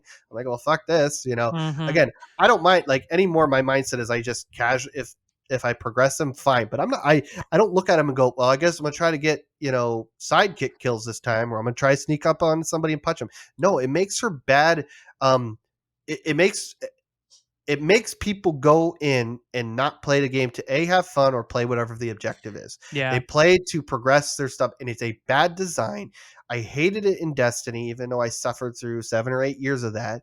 But Yeah. it turned me off. I got in there going, "Oh, this is literally the same shitty design that Destiny did."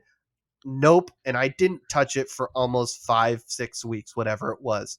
I played a bunch of the campaign. I played through that, but it wasn't until 2 weeks ago I started playing multiplayer again because I was just like, in my mind, I was like, no, now, this past couple weeks I've been playing it, and it's like, and again, I'm playing a game to have fun. I'm going to do whatever I want. If I get some challenges done, cool, whatever, and I did from time to time, but I wasn't like, well, I'm going to just run around with the sidekick and try to get kills with that because I need that challenge. No, it's awful design. Yeah. And And I mean, that was one of the bad sides of going free to play. yeah, you touched on that a little bit, and I actually kind of forgot that this was a whole big thing. Is that a lot of people are actually complaining about people who behave that way, specifically because of the challenge system and how it is actually ruining games for players because they'll have like they'll be playing an objective game type because at the time during launch, all they had was quick play, so they'd have like stronghold or something like that. But the guys, they have a guy on their team that's never going after any strongholds or playing objective because, well, I need to get mangler kills, so yeah, this. I'm just not going to play objectives because I have to go get like a killing spree or something like that. So I'm just going to go hide. Um, Not Yeah. to mention, I was so pissed off when I was trying to get some of my challenges done and how frustrating this was at launch. Is that I had a challenge or something like that to get like 5 kills with a bulldog, and I was trying to do this in quick play, and I was getting really pissed off because half the time I wasn't getting a map that had a bulldog on it, and the other time, or the other half of the time, would be is that I get a map with a bulldog on it, but the spawns of the weapons change in between game types, Hmm. so it would be like a heat wave instead of a bulldog. Yeah. And I'm just like, how the fuck am I supposed to get this challenge done? Like, this is absolutely awful. Wasn't there a couple for like the BTB for like the Wraith and the Scorpion? And Yeah. it's like that's let me throw that out there for BTB. That's another complaint. The maps are okay sized. I think they're too constricted, and there's not enough vehicles on the map. They don't come in fast enough, and Hmm. it's for like It would have been better I to have like a spawn like they did in like Halo Right. 2 and A 3, where you have, timed spawn, like, yeah. maybe it comes in once or twice, but it always when it comes in and it will be there. And then to your point too is like, well, I don't know if I'm getting the chopper or the ghost or warthog or scorpion or banshee. Like you don't know what it is. And I mean, random stuff is nice, but sometimes also being predictable is nice. So it's frustrating. Now, again, I made that argument of we need more vehicles, but the vehicles also suck as far as damage. Like Oh, I don't know. they I thought the Wraith was awesome. I've only used the racing campaign, sorry. But, Yeah. like, The the Wraith one thing is that comes in amazing. the one I guess I should speak on the Warthog then. I'm gonna talk shit about the Warthog. They slowed down the turret rotation and the damage it does to people. I get you don't wanna just melt people like crazy, but it's insane how, like, I will fire and fire and fire and fire and fire at somebody, and it just takes forever. I'm like, "This is insane." They're running out in the open, and I'm firing, firing, firing, and then they just get behind cover for long enough. I'm like, any other game, that person would have been dead. Or you're driving around, you're trying to rotate the turret. Not quite as bad as trying to rotate the turret in Hell Let Loose, as we found out, but you're trying to track somebody. You can't because it's so slow. Yeah. Like you have to kind of a lot of times either slow down the Warthog or stop to be able to. And it's like, no, I should be able to be whipping around in this thing, just rotating around and shooting at people, and it's so frustrating. Yeah.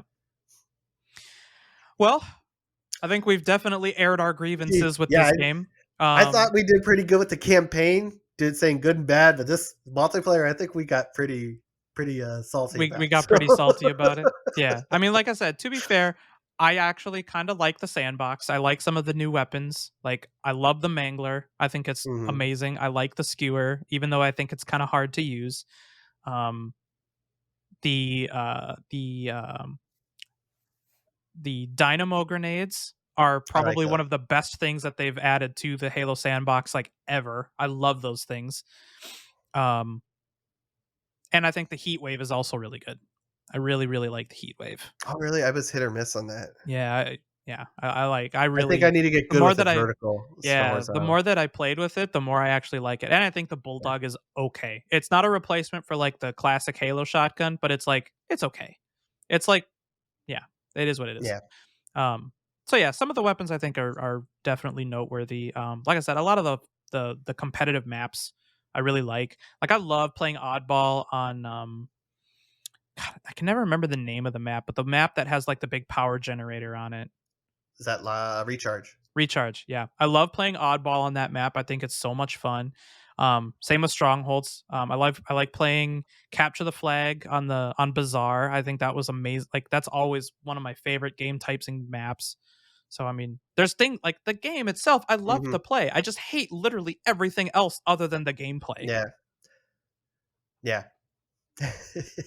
But Everything surrounded is rough. everything surrounding it is terrible. Well, okay, it's yeah, Yeah. it's rough and it needs to be fixed, and I do believe it will be fixed in time. I So if I again, were I think to go ahead. I think it just goes back to like we both love this franchise, and to see it half baked like this is frustrating. Yeah, I mean, I'm very disappointed that this is the stuff that I have to put up with again because I remember being just as disappointed, similar to this when the Master Chief Collection came out, and Yep. it was in such a just piss poor state at launch, and it was incredibly frustrating that I just up and just stopped playing it and until they released one of their big patches that fixed a bunch of things. And that's Hmm. probably what I'm gonna end up. I like playing Halo Infinite. Even to this day, I still like playing it. It frustrates the living hell out of me, so I don't play it very often. But I mean, it is fun. It is fun to play, and I do enjoy playing it. And I really hope that once they start fixing a bunch of this stuff, yeah, I'm gonna go hard on this game again. And I love it. And I think it'll like I do honestly believe it will eventually be one of the best Halo multiplayer games ever. Like Halo Infinite and Halo 3 will be like this. Like the only reason Halo 3 will kind of inch that out is because nostalgia is a bitch. So, Yeah. No, it's I think yeah, I agree with you. I think multiplayer in time is going to be really good. it's going to be yeah, Uh, pristine. I'm a little bit more pessimistic about campaign stuff. Is for me. Yeah, yeah. Because it's not like they'll be able to go back and maybe like adjust some bugs, like Marines actually getting out of the way when you call in a Scorpion or a vehicle and not having them lay down and just get squished by it, which is hilarious to watch. But so they'll probably like refine the experience, but they're not going to go in and like repolish the levels and stuff. They'll go back in and add replayability, which is insane. They don't have that for the levels. Um, but yeah, I mean, they're gonna the way they'd fix the campaign is by adding more experience, more levels, more DLC or Mhm. campaigns or whatever they're going to call them. And this is where salty me is going to be like, I not that I'll always be hopeful it'll be good, but I don't have faith after 4 games counting Halo Wars 2. And it's just me. Maybe it's just me. Maybe I'm kind of growing out of the story. I don't like the direction they're going with the Halo story, but it's just Halo 4 was okay. Halo 5 was a train wreck. This one is, well, all the good stuff happened before you even start playing the game, and the rest of the time it's like meh, and now we got this something that's bigger than badder than the flood. Let's go. Mhm. It's just yeah, it's just frustrating. So I don't see how they're gonna really fix the campaign outside of adding on to it. You know, Yeah. So at the end of the day, what would you rate this? What sort of fire would you give this? I have to look back at our newly minted list here. Mhm. Yeah, As a book club game, where does it rate on the fire list? I would personally say, and this is because I love the campaign. Like I love campaigns and I love the Halo story. Um, the fact that I was not particularly happy about that in the open world and the issues with multiplayer, I would personally say it's a dumpster fire. Bad. So not a full forest fire, but it's definitely a No, dumpster fire. because and the only reason it's not a forest fire, awful, is because as we've said, that 30 seconds of fun is there. That gameplay loop. That they're gonna make vehicles better and not you know start rolling when a grunt sneezes near you. They're gonna polish the this and that, but like. Um, I don't know, just the campaign, the story isn't going where I want it. The multiplayer is a mess right now. Um, Mhm. they Yeah. don't know what they're. It doesn't feel like they know what they're doing, and then we joke about it, but this really feels like an early access game or a beta, or I don't know what you want to call it. You know? Yeah. Like a another technical test that's kind of advanced a bit further. Yeah. Yeah. It does like I get what you mean by it feels like an early access thing. Like it's functional, but it's got a lot of holes. Like there's And a lot of the fun is there. the fun is definitely there. You can see where the gameplay, where the gameplay is good. Um, but yeah, there's like all the systems and the tertiary like mechanics and things like that are what water down the experience. So I mean, I'm not going to go full on dumpster fire, but I will say it's definitely a flash fire. So it's just to me, it's just an average game. It's and that's strictly because the gameplay itself has carried it that far. Um, Gameplay is phenomenal, graphics and music wonderful. Like it's all great. Um, I know we want to tie it up here. I do want to say one thing about the music. mhm, The soundtrack is fantastic, but to keep in line and with what I've already been saying with a lot of things, is it's also a crutch. There are so many. Again, this is one of those. Going back to campaign here. Um, there are so many times when I was playing through the second time around that the big moments they were trying to develop in the story, were all backed by Bungie Halo themes. And I thought it didn't hit me until my second playthrough that like they're playing on nostalgia. yeah, I like the little tank run as you're assaulting the what's that banished thing at the end there. I should remember what this was called. Um, House of Reckoning, when you're going to fight Ashram, they're using like da-da-da-da, da-da-da-da, and I'm like, and that nostalgia kicks in. I'm like, yeah, I'm a fucking Scorpion, and I was like, wait a second, they're just like there. What? Where was I forget the like when you in Halo 4. I thought Halo 4 soundtrack was actually really good, and when you're assaulting the Didax ship and you're doing that spaceship level, mhm, they had for lack of a better term, especially since I don't know the actual soundtrack name off the top of my head, they kind of developed a theme for Master Chief, right? Master Chief's like hero theme, and that played, and like that still got you pumped up. Like we're gonna go fuck this Didac bro up, let's go. And they carried a lot of those themes into Halo 5, and then here it's just like every time there was a key moment, it was always Bungie Halo's themes. I'm like, I was like, that's awesome because I love that soundtrack, and the soundtrack, all the other music they did for this game was good. The multiplayer music, the other music that played during, I love the soundtrack, but it was just a weird thing I picked out. Where I was like, mhm. this is odd. This is weird that every key moment they're using nostalgia to go. Again, that's why I think if that wasn't there, if the grapple shot wasn't there, um, It'd be a pretty bland Halo game. yeah, and yeah, it was. Mainly because I mean, and that's coupled with the fact that it was an open world thing. I mean, one of the things that I didn't mention, but I probably should have, is that even with this open world thing, one of the key things that was missing from from this Halo game in comparison to a lot of the other Halo games was set pieces. There was Yeah. none. There were none. There were like no set pieces that you got to really do. Like, there's no scarab battle or anything like that. You don't see the scarab explode. You don't see a giant like walker thing fall into a crater like in Halo 5, or you don't see any of the cool stuff that you don't see any of that stuff. Man, I Mhm. think a lot of that was because of the open world. So, Yep. all right. So, there you go. You have our final ratings. Matt has called it bad. I call it average.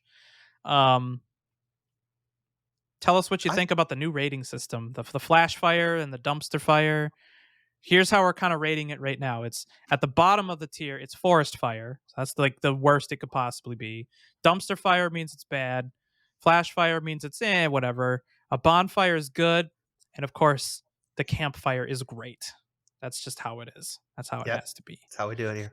So get on Discord. Let us know what you think about the new rating system. If you have any thoughts about Halo Infinite that we didn't cover that you think are important to bring up, be sure to jump on Discord. You can find that at campfiregamingpodcast.com. Also, be sure to follow us on Twitter at CampGamePod. Let us know what you think. We'd love to hear your feedback, regardless of the platform. Hope you guys have a great day, great evening, and of course, we'll see you next time around the campfire.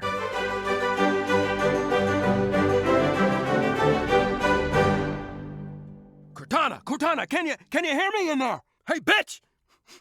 I didn't figure out the crossword yet. You can't go.